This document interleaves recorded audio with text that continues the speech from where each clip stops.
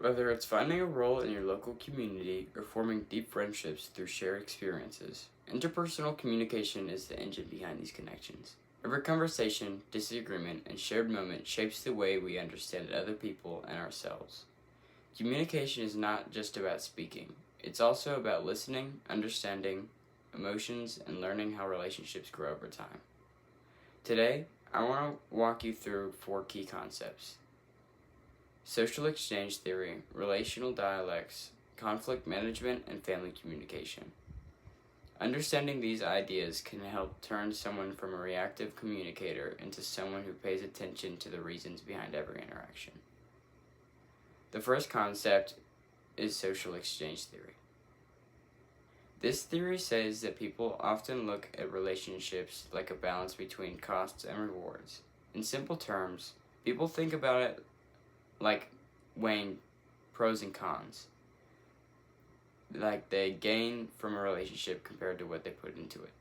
This does not mean that people are selfish. It just means that everyone wants relationships that feel fair and supportive.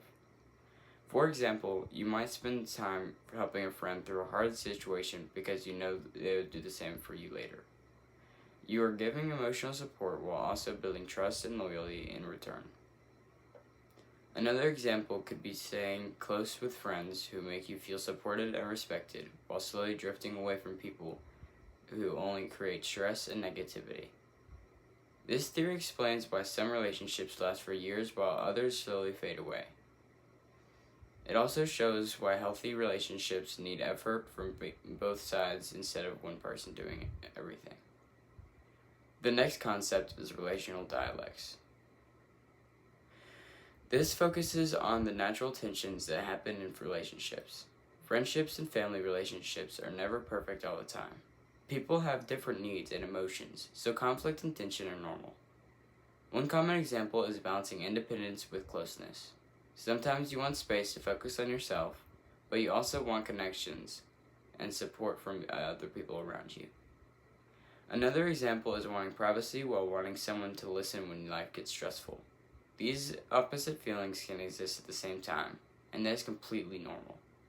Before learning about this concept, I used to think disagreements or awkward moments meant something was wrong.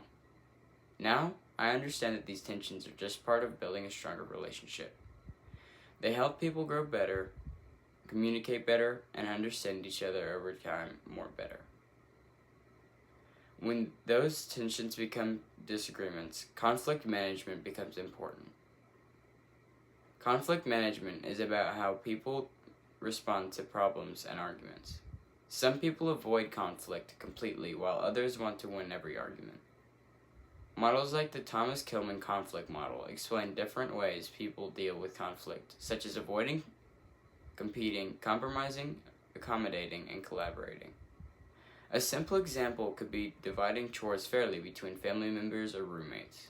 Instead of arguing about who does more work, people can compromise and find a solution that feels fair for everyone. Another example is listening calmly during an argument instead of immediately getting angry or defensive. I've always learned that conflict is not always negative. In some cases, conflict can build trust because it forces people to communicate honestly. Solving problems together can make relationships stronger instead of weaker. Good conflict management also helps people stay calm and think before reacting emotionally. The fourth and final concept is family communication. This focuses on the unique habits, rules, and communication patterns that exist within our families. Every family has its own way of embracing things. Some families are open and talk about everything, while others are more private or strict. These patterns shape the way people communicate later in life. For example, some families expect their kids to always ask permission before making plans, while other families encourage independence and decision-making at a young age. Family communication always affects how people handle emotions, disagreements, and support systems. Growing up around certain habits can influence the way someone talks to friends, handles stress, or reacts during conflict. Learning about this concept helped me realize that not every habit learned in childhood has to continue forever. People can choose which patterns to keep to create healthy relationships, and which ones should change moving forward. Overall, interpersonal communication is built around the give and take of relationships and the natural tensions and arguments with other people. Learning about these concepts changed my perspective on communication and relationships. Instead of getting angry quickly or reacting emotionally, I now try to understand the reason behind people's actions and feelings. I also understand that conflict does not always mean a relationship is failing, but it sometimes can help people grow closer and build trust. Moving forward, I want to continue building balanced and healthy relationships by communicating with more patience, understanding, and self-awareness. Thank you.